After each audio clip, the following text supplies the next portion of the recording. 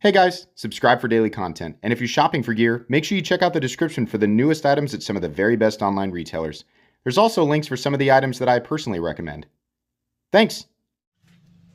What's going on YouTube? Metal Complex here, and today I've got a short little knife review to share with you guys. This is the fairly new Spyderco Lil Native Slipit. It's a Slipjoint style non-locking Lil Native. And you might be wondering, why would anybody want that? Why, right? I'll just carry a locking knife. We in the United States have it easy. Compared to the rest of the world, our knife laws, even though we do have some areas in the United States that are fairly strict with knives, right?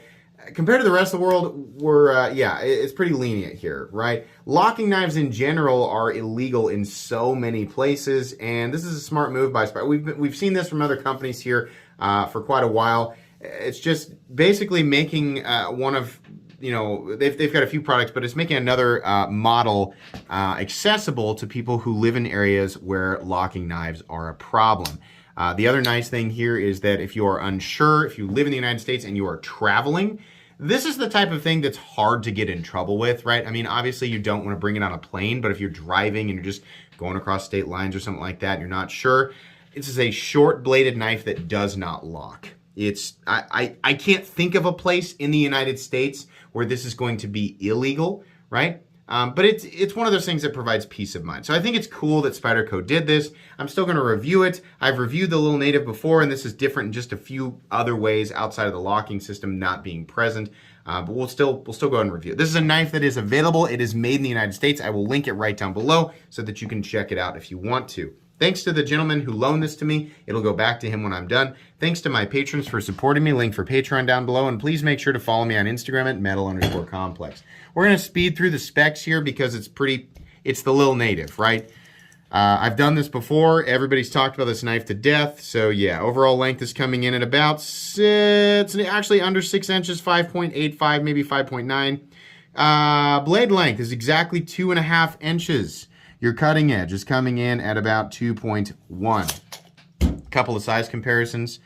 Ontario Rat Model 1 and Model 2. We'll go ahead and put it up against the Spyderco Para 3. PM2 I think would be kind of a pointless size comparison.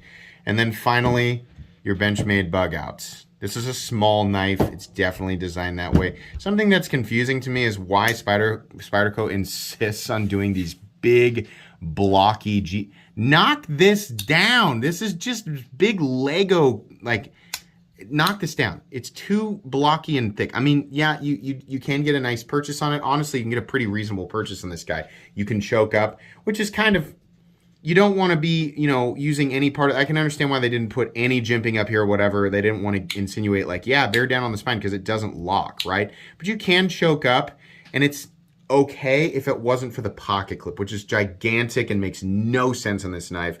This is the kind of knife where I would just take the pocket clip off of it, right? Or get rid of it and put something like, the MXG Deep Carry. I'm sure that MXG makes a pocket clip that will fit, even though we've got the lanyard hole and the 3-screw thing. I'm sure that there are aftermarket clips that you can get that will replace this one, because this clip makes absolutely no sense on this guy. But yeah, action. It's kind of like, what does Spyderco call this? It's just like, it's got another detent up here and you just break it away. It's not a traditional where you have a half stop and then it comes out, which makes sense because the spider hole, which is, you can maybe get it if you really get after it, right? I'm not even gonna try the reverse flick. It just seems, yeah, no, that's just not gonna work. So the Spyderco fidget factor that, if you are somebody who lives in another country and you watch people like me review Spyderco knives, and you're like, oh, those look so cool to like flip around and manipulate, right? They are. That is not present at all with this knife. It is a Spyderco knife that you can just sort of wheel out naturally. It is plenty convenient.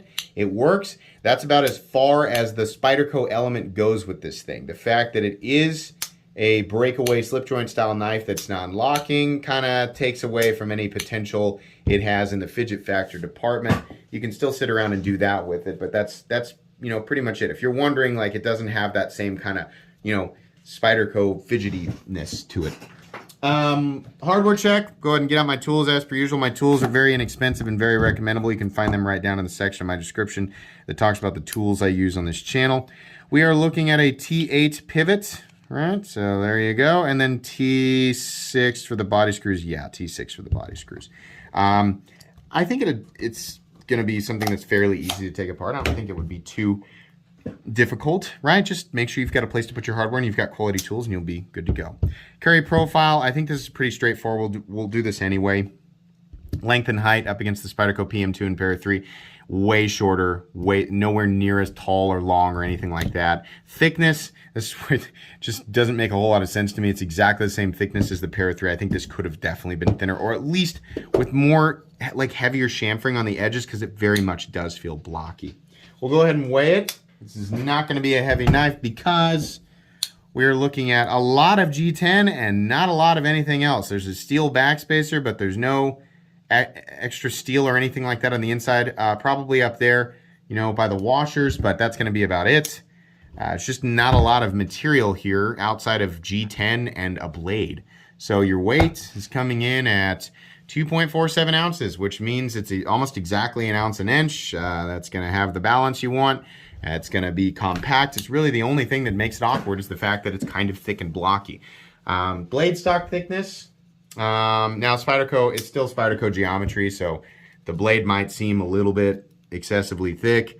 It's still really not all that thick, and it's got Spyderco's great cutting geometry. So yeah, we're still looking at only about 120 to 125 thousandths. It's not that crazy, right? All right, so this is the Lil Native.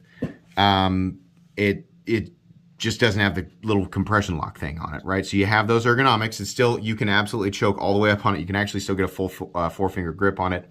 But if you put any pressure on that spine, it's going to collapse on you. So you're going to be fighting the urge to do that. You really cannot bear down on the spine unless you've got an equal or more force on the cutting edge, right? Which is, you're gambling there, right? So I wouldn't do that. This is S30V. They opted not to upgrade that to S45VN, which makes me think, do they just do projects like this when they're running out of the steel that's less popular on their flagship models? Like, did they go, hey, we're transitioning the Para 3 and the PM2 and the, you know, the Shaman and all these other models to S45VN, but we've got all this S30V lying around. What do? Do I just use it up? How about we do some special projects and do things like a non-locking native, right? Maybe that's how that works. I don't know. There's nothing wrong with S30V. In fact, it will hold an edge longer than S45VN and S35VN, if I remember that correctly. It might be that S45VN is the same edge retention as S30V. It's just easier to sharpen, and it's a bit tougher. I don't know, something like that. But it's all in the same ballpark. It's not like, oh, it's not good anymore because there's a new one with a 4 and a 5 in it. So the 3 and the 0 is not as good. No, it's just a different composition. It's slightly different properties. S30V, S35VN, S45VN, and Spy 27 are all extremely similar steels. Extremely similar. So don't get too bent out of shape about that. This comes down to a fairly thin cutting edge and has Spyderco's very good leaf geometry, a very pointy, pokey tip that you should not be doing anything other than puncturing soft materials with, right? Yeah, it's great. Fit and finish is pretty good. There's not really a lot of complication going on here. In fact, it's just not a complicated knife at all. It's just 2 pieces of G10, some screws, some phosphor bronze washers, a pocket clip, a backspacer, and a blade, right? Spyderco S30V, and it says Golden, Colorado, USA Earth on the other side. It is an Eric Glesser design. We have a lanyard hole for lanyards, a lanyard hole for lanyards, and we've got a pocket clip that is way too big. That is the worst part about this knife, is the pocket clip. So, I mean, outside of that, this is a good idea. And, you know, it does feel solid. There's no blade play. The breakaway is nice and crisp. This is pretty tight in here, and it probably will remain tight, right? It might loosen up a bit over time, but it's probably never going to get super duper smooth or anything like that. It is nice and centered, though, and it feels like the retention is good. There's a nice snap, right?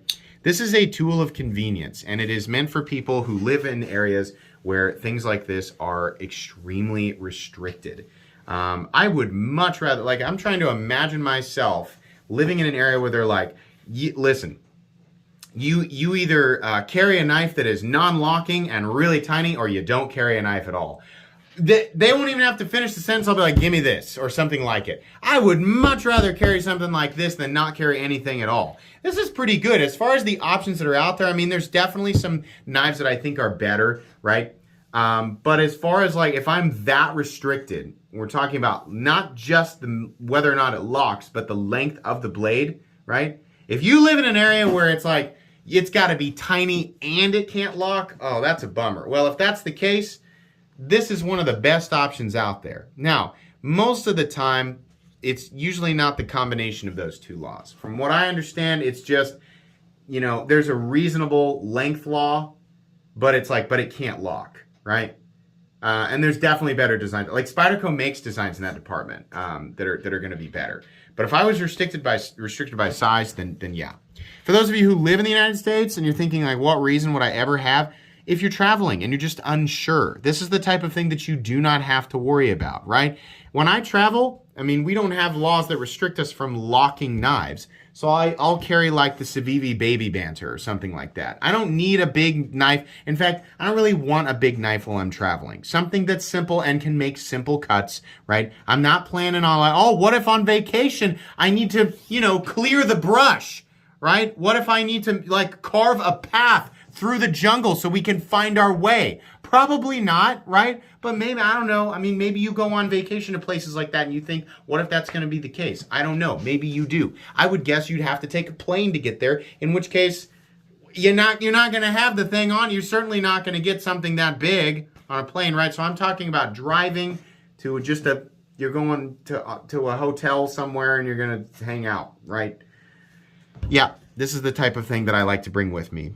It doesn't need to be a perfect ergonomic experience. It doesn't need to have like perfect fidget factor. It just needs to be a straightforward tool that I know that I'm not going to get in trouble with in case for whatever reason I get pulled over or something like that. I don't want to give anybody a reason to be upset with me at all. I want the utility of the object and I want to be left alone. I don't want to cause problems. I don't want to create a stir. I don't know if you're like me or not. If you're like me, then this type of thing is justified, right? Now, for those of you going, well, how does it compare with just other knives in general? If you're like, hey, Complex, I live in Oklahoma. So if you live in Oklahoma, your knife laws are a lot like the Kansas knife laws, which are pretty much allow you to carry whatever you want, right? And there's lots of other states that are like that, Texas and blah, blah, blah. And you're like, how does it compare with all the other knives that we have available to us, which is pretty much everything? We have way too many choices, guys. There are way too many knives out there that just make this complete, like this is, if you live in the United States and you are not restricted by crazy knife laws, then obviously this is nowhere near what your first choice should be. You have a bajillion other options and we're not confined into a space where we have to carry stuff like this, right? So this is made very specifically for people who are either traveling all the time and just don't want to have to worry about getting in trouble for what they're carrying, or people who live in countries where the laws are very, very restrictive, right? So you got to ask yourself, was it made for me, right? And if the answer is no, then you can just ignore this. But if you are part of the crowd that I'm talking about, then yeah, let me be very clear. This is very recommendable. This is good. Definitely. It could be better. It could have thinner scales and we could have some chamfering going on. The pocket clip, this is a ridiculous choice for a pocket clip. I would say just take it off. Find a different clip or take it off altogether. Outside of that though, yeah, it's a good, reliable tool that is made, with a very specific crowd in mind. I will link it right down below so you guys can check it out. That's going to be pretty much it today. This will go on my Spyderco Knives playlist. Please make sure to follow me on Instagram at metal_complex. If you enjoyed this video, leave a like. If you'd like to check out my other content, I do, of course, have lots of videos of knives that are either expensive or inexpensive that I do or don't like, so check those out. If you enjoy all my content, go ahead and click on the Metal Complex logo right there and subscribe because there's definitely more coming. Thanks again for watching, everybody, and have a great day.